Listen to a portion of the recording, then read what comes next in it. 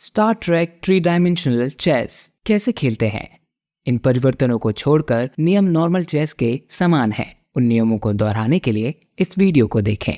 निचला स्तर सफेद बोर्ड है और शीर्ष स्तर ब्लैक बोर्ड है। मध्य स्तर तटस्थ बोर्ड है। 3 स्तरों को एक के ऊपर एक निलंबित किया जाता है और हॉरिजॉन्टली रूप से उनकी आधी चौड़ाई के ऑफसेट किया जाता है ताकि किसी भी बोर्ड के आधे वर्ग सीधे उसके ऊपर या नीचे अलग स्तर के वर्गों के ऊपर या नीचे हों। यह लेआउट हमेशा नेत्रहीन रूप से पूरी तरह से हासिल नहीं किया जा सकता, लेकिन इस तरह से वे आधिकारिक तौर पर ओवरलैप करते हैं। आप याद रख सकते हैं कि वर्ग रंग से प्रतिबद्ध होते हैं। छोटे प्लेटफॉर्म को अटैक बोर्ड कहा जाता है। अटैक बोर्ड सफेद और काले बोर्ड के पीछे की पिन स्थिति पर रखे जाते हैं ताकि कोने के रंग मेल खा सके। यह दर्शाता है कि कोने से वर्ग ओवरलैप करते हैं। उनके मुख्य बोर्ड और आक्रमण बोर्ड दोनों की दूसरी पंक्ति पर सफेद प्यादे स्थापित करें। व्हाइट के मुख्य बोर्ड पर निकटतम पंक्ति पर घोड़ा, ऊंट, ऊंट, घोड़ा को सेट करें। अटैक बोर्ड पर पिछले बाहरी कोने पर हाथी रखें। उसके मेल खाने वाले रंग पर रानी और दूसरे पर राजा। इस सेटअप को काले रंग के लिए कॉपी करें। अपनी बारी पर एक गोटी को हासिल करने के बजाय आप अटैक बोर्ड को हिला सकते हैं। एक अटैक बोर्ड को स्थानांतरित करने के लिए इसे ठीक एक पीस द्वारा भरा जाना चाहिए।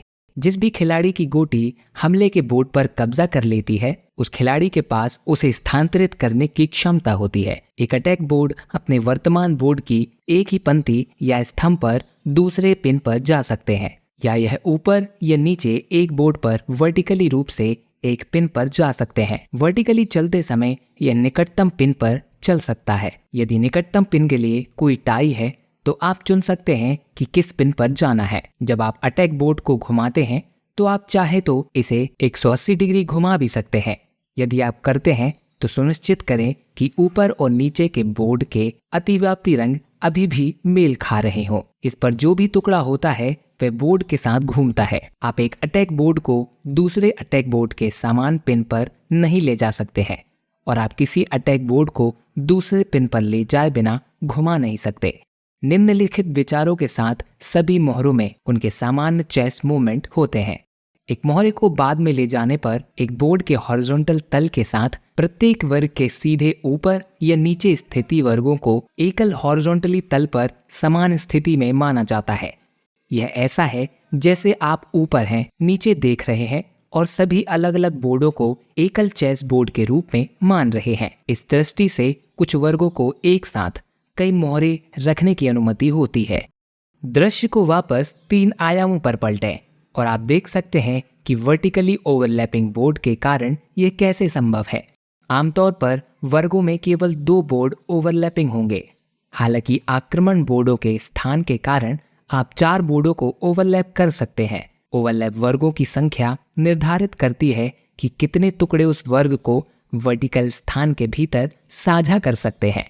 एक मोहरा स्तरों को तब तक बदल सकता है जब तक कि उस टुकड़े की सामान्य चाल का हॉरिजॉन्टल मार्ग कानूनी हो। उसके वर्टिकल मूवमेंट की परवाह किए बिना एक टुकड़े को एक अलग स्तर पर ले जाने के लिए उस टुकड़े को पहले अपने हॉरिजॉन्टल पाथ पर एक सामान्य में एक वर्ग के साथ चलना चाहिए। पाथ के किसी भी बिंदु पर टुकड़े को पाथ के अगले वर्ग के ऊपर या नीचे एक रिक्त वर्ग में स्थानांतरित किया जा सकता है। फिर हॉरिजॉन्टल चाल जारी रहती है और वांछित गंतव्य वर्ग तक पहुंचने तक यह प्रक्रिया दोहराती है। हो सकता है कि एक ही वर्ग पर रहते हुए टुकड़े बोर्ड ना बदले, उन्हें हॉरिजॉन्टली रूप से भी चलना चाहिए।